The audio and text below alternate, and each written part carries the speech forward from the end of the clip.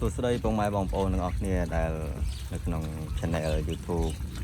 លឿន LK របស់ខ្ញុំបាទហ្នឹងហើយថ្ងៃនេះខ្ញុំបង្ហាញអំពីសកម្មភាពរបស់ទាកប៉ា King បាទតែជាកប៉ាពូជធំបាទឈ្មោលមានរហូតដល់4គីឡូជាងបាទបើមេ2គីឡូទៅ3គីឡូបាទ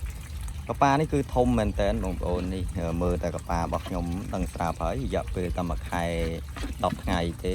ប៉ុន្តែរូបរាងវាចេញមកគឺជុកគ្រងយកតែមកបងប្អូនធំមែនតើហើយអត់តន់ពាក់អាវកាក់ទេបងប្អូននៅតិច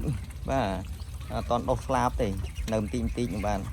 ហើយវាធំមកប៉ុណ្ណឹងទៅហើយបាទមួយចូល2គីឡូហើយតម្រាំតែដុសអាវ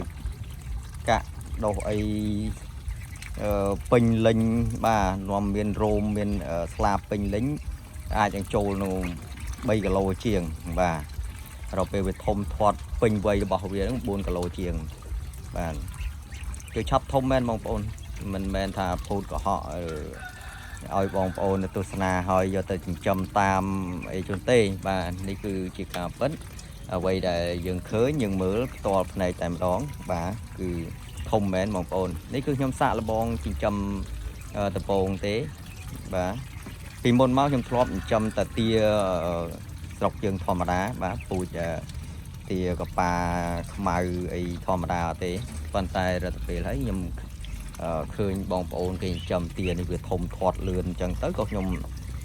សាកមើលបាទខ្ញុំកំងគេ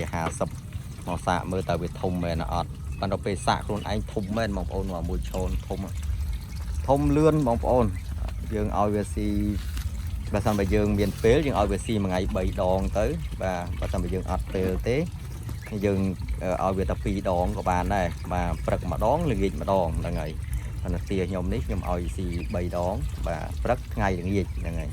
ប៉ុន្តែបើវាធំបន្តិចមកចាប់ផ្ដើមមានកាត់បន្ថយពេលថ្ងៃទៅបាទយើងឲ្យវាដាក់ស៊ីពេលព្រឹកប៉ុន្តែដាក់ឲ្យច្រើនបន្តិចមកហ្នឹងហើយយើងដាក់ស្គួរវាបើវាស៊ីពេលព្រឹកនឹងវាអត់អស់នៅថ្ងៃវាអាចស៊ីបានអញ្ចឹងណាបាទអញ្ចឹងយើងដាក់ស្គួរវាអញ្ចឹងទៅវាធំលឿនបងប្អូនហើយអត់មានជំងឺអីទេខ្ញុំដាក់50នេះតាំងពីកូនតូចរហូតដល់ប្រព័ន្ធនេះហើយវ័យវាមួយខែ10ថ្ងៃនេះគឺអត់មានងាប់ទេបងប្អូនល្អមែនតើនេះយើងការពារវាត្រឹមត្រូវបាទបើបងប្អូនចង់ដឹងវិធីថាការពារយ៉ាងម៉េចកុំឲ្យវាងាប់ដាក់ចំនួនប្រមាណឲ្យនៅប៉ុណ្ណឹងនោះបងប្អូនអាចជួយ Subscribe Channel ខ្ញុំម្នាក់មួយមកដើម្បីខ្ញុំធ្វើវីដេអូបង្ហាញអំពីរបៀបធ្វើម៉េចកុំឲ្យទាងាប់តាំងពីតូចយើងដាក់កូនតាំងពីតូចរហូតដល់ធំវិធីរបៀបថែរក្សាដើម្បីកុំឲ្យវាងាប់ណាទប់ស្កាត់មានវិធីអីខ្លះនឹងខ្ញុំនឹងធ្វើចែកជូនបងប្អូននៅវីដេអូក្រោយបាទហ្នឹងហើយកុំភ្លេចជួយ Subscribe Channel ខ្ញុំម្នាក់មួយផងបាទអរគុណសូមជម្រាបលា